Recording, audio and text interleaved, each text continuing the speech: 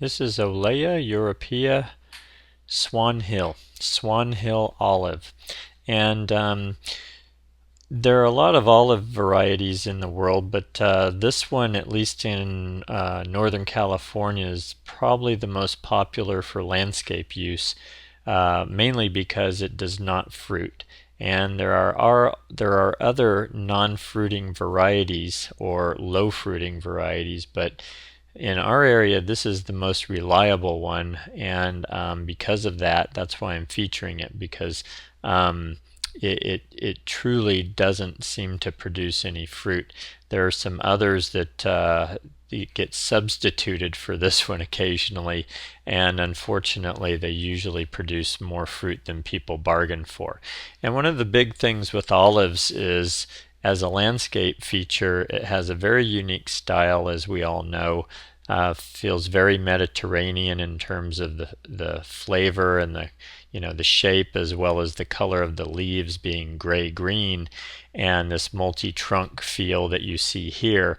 So as landscape designers, a very appropriate tree. It's evergreen, which is another part of the Mediterranean style.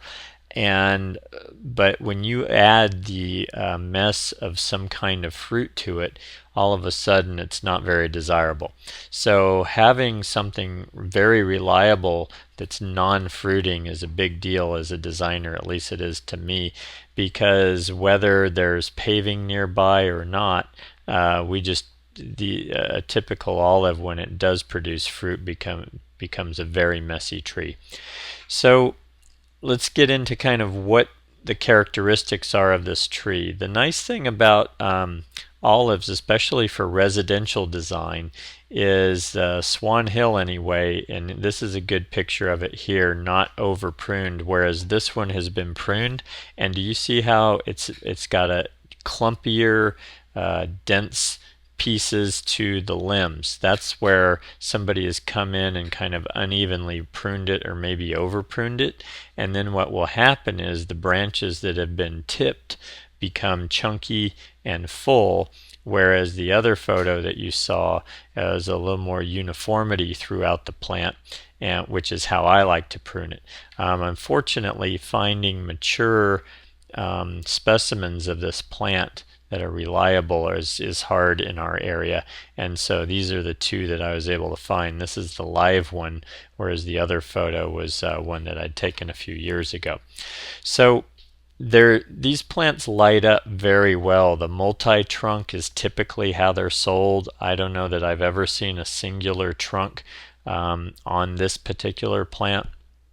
And I think that's a lot of why people like it. It has a fuller look from the ground up, and so because of that, it fills corners nicely. It's a nice anchor, as you can see on the end of this building, kind of anchors the space. And back to the sizing, this plant right here is probably about 11 to 12 feet wide and maybe 16 to 18 feet tall.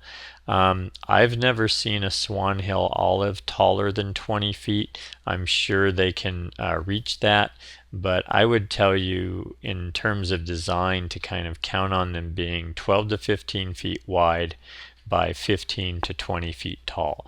And that's a really nice size for a lot of different locations, whether you're a commercial designer doing a model home or whether you're using this in a residence. It's a really nice size fit, especially for evergreen trees. When you get into colder areas, and these are cold hardy, they're cold hardy down to the high teens, I would say.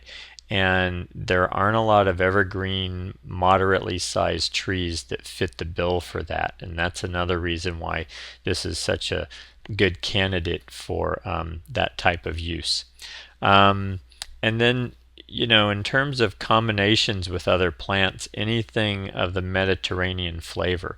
These are so unique in terms of their shape and their form, and then also as well as the leaf type, that there's not really a good substitute for this plant when it comes down to it. So Swan Hill olive, excellent evergreen tree for Mediterranean effects. and moderate size evergreen tree.